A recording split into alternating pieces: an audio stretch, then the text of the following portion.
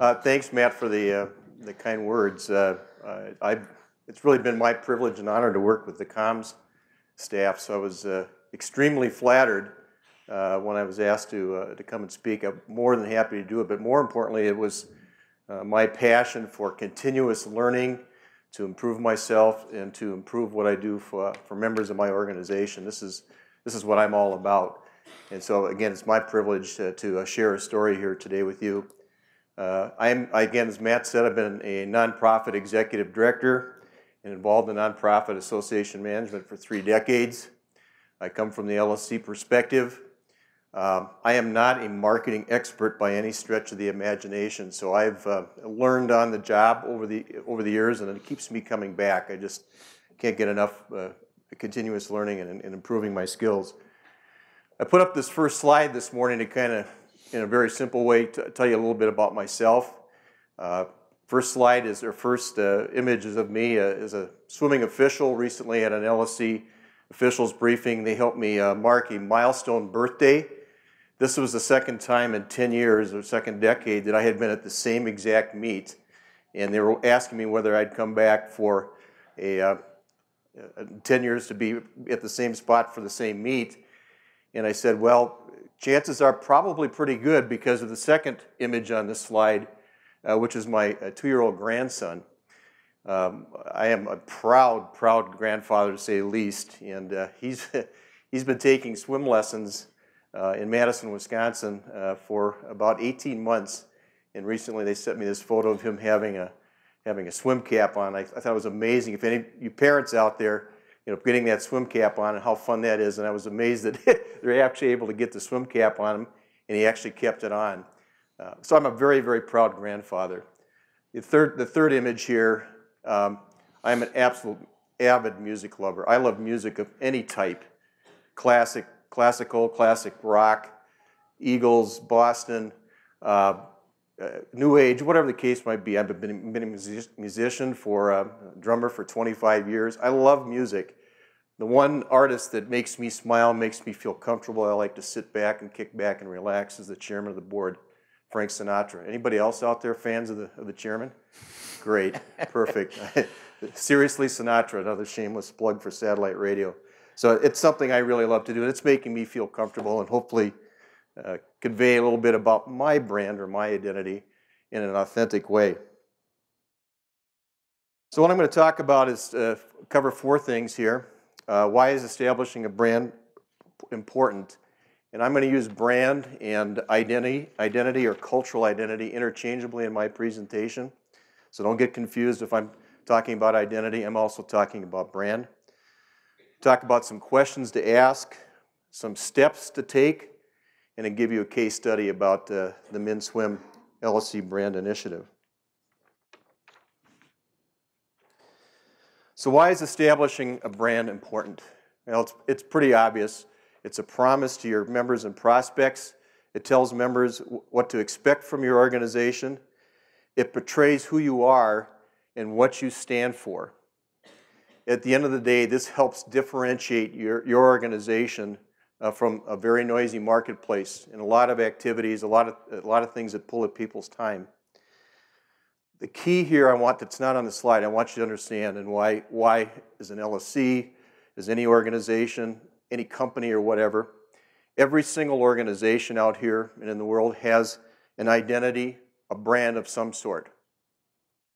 If you are not defining it, and if you are not publishing it, you don't own it. Your customers, your prospects, they'll fill it in. They'll tell you what it should be. So it's important that you understand your organization has a brand and has an identity, and you need to own it and you need to define it.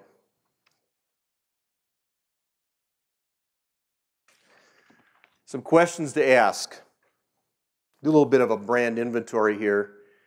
This can be you and another colleague. It can be staff if you happen to have a staff. It can be some thought leaders from your organization. It could be a sub-team of the board. You decide who's the group you want to get together as far as planning and asking these questions to get started.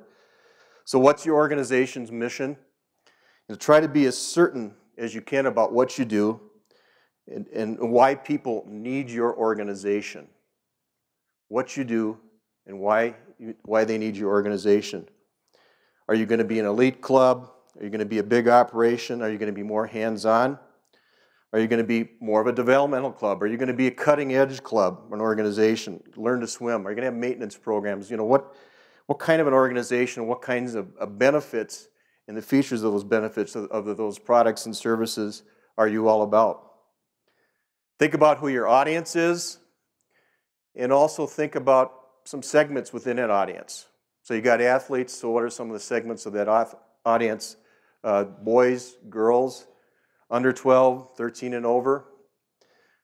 Your non-athletes, coaches, officials, your other people that help pay the bills, your parents, and again, what are some of those sub-segments of your audience, and what's important to each of those segments? What does the audience already think about your organization? I think this is where you can use some of the tools that are out there. SurveyMonkey, Google Forms, put some simple surveys together. Listening group, an ad hoc group. One of the things we did in Minnesota is we had a town hall of volunteers who simply were in the marketing and PR business, and had a town hall meeting and a conversation with those folks. And then the fun part, what qualities do you want your audience to associate with your organization? This is a chance for your group here to think out loud, to dream, to wonder about, think big, laugh, have some fun. What are those things you'd like to have people, qualities you'd like to have people associate with your organization? I think you can also do some external thinking as well. What organizations are playing in your sandbox? What do you know about their brands?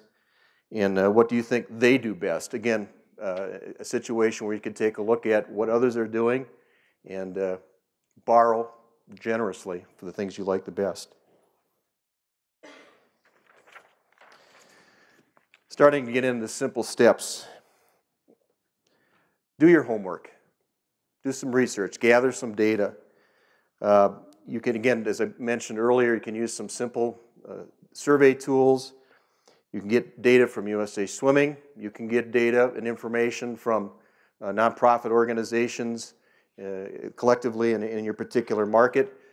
But don't get paralyzed about data, but have some data, have some idea what you're working with, and hopefully try to become the basis for, secondly, defining who you are and develop that mission statement. Again, once again, create some certainty and some agreement about who you are, why people need your organization, and what you stand for. Get some help. Again, I mentioned or talked just briefly before here about, in our case, we had a town hall meeting. These were volunteers that were involved in marketing and PR. They were happy to come in for a little snack and some beverages or whatever in an evening and talk about what the LSC was doing, what it portrayed to them, and then applying some of their marketing expertise. Don't go it alone. There's a lot of folks out there that can help you. They can perhaps give you some referrals. We've also got people, I think, in USA Swimming is such a large organization that you could tap into as well. So get some help. Create a plan. Don't make it too complex. Those of you that are involved with strategic planning or any kind of planning, the more complex it gets set aside when things get busy and people have many other priorities and are reprioritizing on a regular basis. And at the end of the day, when it does get too complex, remember to go back to who you are and be the best at it. The last 5 here are more the action side of the steps. Be consistent. The look and feel of your brand or whatever, just like the giants out there, when you see an Apple, you know what you can expect from the Apple brand or McDonald's or whatever the case might be. It takes some time. You need to be patient about this. It also takes some discipline, but be consistent with the use of your brand. Build community. I think the key here is understanding you've got these different segments out there and you need to they have different things that are important to each segment. You need to create buy-in from each of those segments. At the end of the day, we're all in the same business here in terms of being in the member service business or customer service business. So be responsive, be available, be there, care, make people smile, and smile again about what you do as an organization, what you stand for. That's, again, showing that you are, again, a customer service, a member service organization, and I think your brand, your art, your message should convey that as well. Be true to your brand, be authentic. Hey, at the beginning of my presentation, that's what I was trying to establish here. Hopefully you had a little bit of a connection with what's important to me, and hopefully that resonated as being authentic. And I think you're going to see in some of the information I'm sharing about MNswim, that was a very deliberate effort.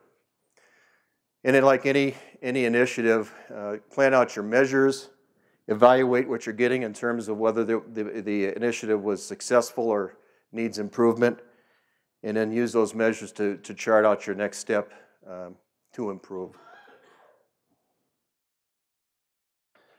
I've got the baker's dozen on 10 steps here. I have to add the fact that whatever you're doing, make sure it's sustainable.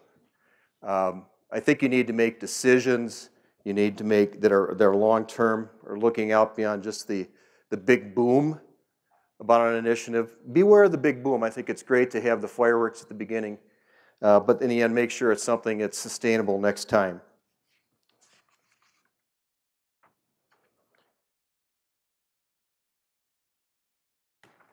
So the MNswim case, why did we get involved in the first place with a LSC initiative?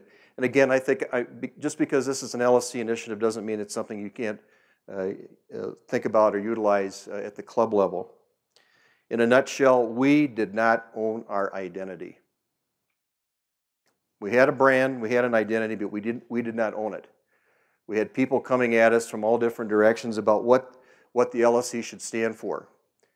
And a lot of times it was conflicting. Well, you're all about elite swimmers, you're about big clubs, you're about metro area clubs. And then on the other side, we had members that were saying, your structured programming is limiting. We can't be creative about what we want to do. We can't have exciting racing because our top kids don't fit well into the structured system. We had that coming from coaches, and then anything that parents were unhappy about, they were writing us, calling us, whatever the case might be, and it's like, too much noise. We have an identity, things that we have to stand for, what's consistent across the organization, and we need to define it and we need to publish it. So that's in a nutshell why we got involved in terms of going and launching an initiative to identify and to publish our brand. The other things I'll kind of cover in my case study here, who was involved, what we were trying to portray, and how did the clubs take part. So I'll kind of go back using the steps I just talked about. Number one, research. We tried to gather data, consulted a number of sources, talked to our members, polled our members, and got data to kind of start a process of planning. In 2010 and 2013, we mounted a strategic planning process, and part of that was to define our mission. 2010, we defined the mission. In 2013, looking back at the progress over 3 years, we determined the goal here in terms of who we were and whatever happened to be the core values. Core values of integrity, sportsmanship, and the pursuit of excellence. That became the number one process or key thing that we wanted to address in our strategic plan, is to define our cultural identity around the core values.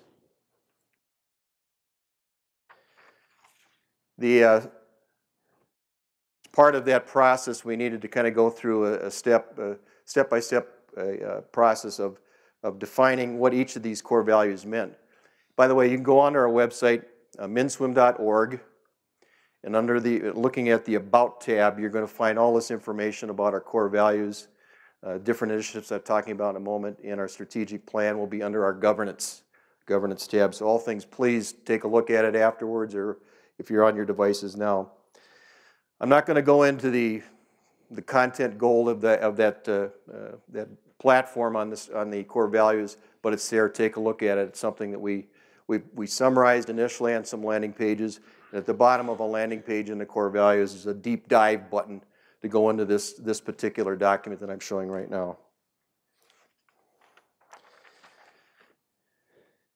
Talked about in step 4 about getting some help. Again, we use this ad hoc in our process, the town hall concept in the process. We talked to the internal experts. We hired a consultant, I think, to devote some time to this to make sure we had a consistent feel and an application of the program. And also kind of helped us kind of launch the creative process and the whole idea of we are MNswim, we're in, are you? We tried to keep the plan simple and use things like Facebook, social media. The messaging was simple, where we had images of our swimmers holding up the core values, images with a purpose, not just smiling faces and more kids, officials, coaches on deck. We wanted to have a purpose and convey the message. Feature a lot of local kids, a lot, colorful images and what have you.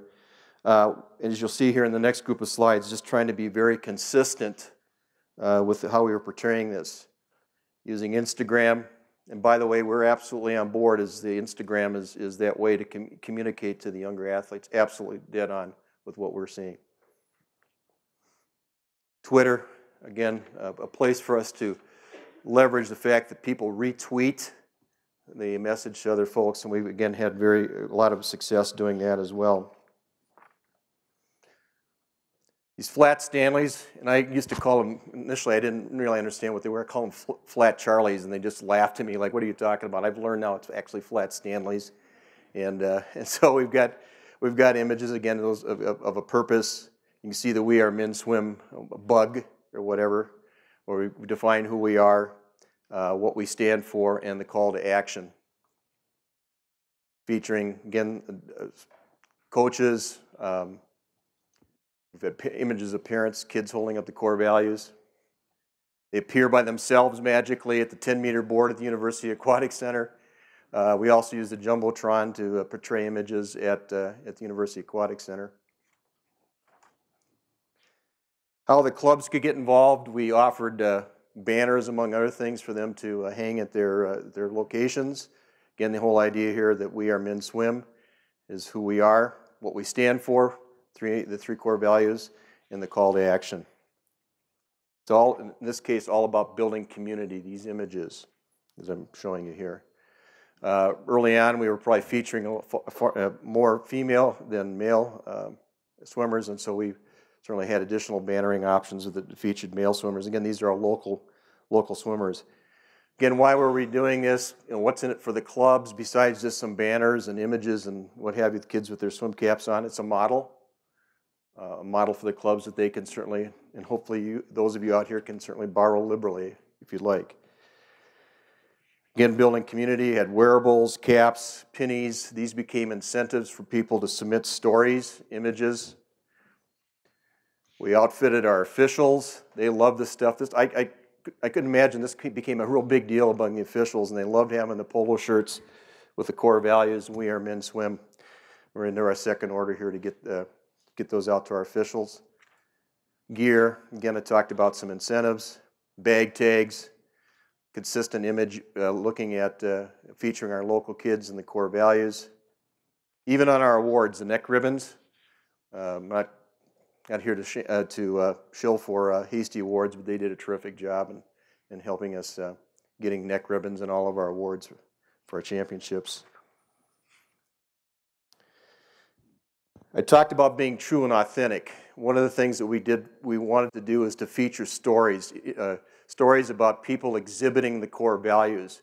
This absolutely took off, and it was a way to really be authentic about the core values and recognize people for what they're doing. So I've taken a couple of them. The one about Rachel Schulstead, it was one of the highest retweeted or viewed stories about on MNswim about the core values recognition. Again, the whole idea of making things authentic. It also recognized our volunteers, and they loved that. I couldn't believe the reactions from the volunteers. Thank you for nominating me. I can't believe it. I had one individual talked about that somebody that he recognized. he says, it'll probably get me another 10 years of help from this volunteer just by the ability to recognize that individual and in terms of his exhibiting the core values and being recognized. In the second year of this, we wanted to have kind of a fresh message, and part of our value of excellence is that swimmers achieve at different levels. Whatever level is, whatever your season-ending championship, it's important to you, and there's a place for you in Minnesota swimming, whatever level you're at.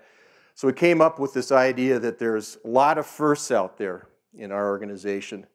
You know, obviously the elite swimmers, that first JO cut, national cut, first time the podium, the blue ribbon, you know, all the type of thing. I was first, but there's a lot of other firsts. And to be authentic, we were thinking about, what about that first practice? What about that first dive off the blocks, the first flip turn?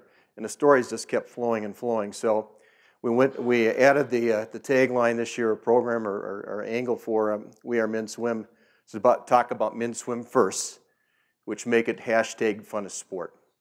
So a lot of great stories that have really come all over the place. We had a story, this story happens to be about somebody who got on the podium for the first time at zones. It was just something that's really important to her. Somebody asked another swimmer about the prom. You know, at the prom they use the Jumbotron. So again, a lot of ways to convey that message. What we learned, I got a list here. I think one size doesn't fit all. Athlete buy-in gained a buy-in by the adults. Incentives were huge. We're still working on the buy-in from the coaches and club administrators. We're still working that. I'm not saying it's a perfect storm here. We want to be less cyclical. We'd like to have, we tended to be around championships, and so we want to make it consistent even outside of the championships. We've got outward-facing opportunities here I think we need to tap into, as well as some additional inward-facing and some Team Minnesota opportunities.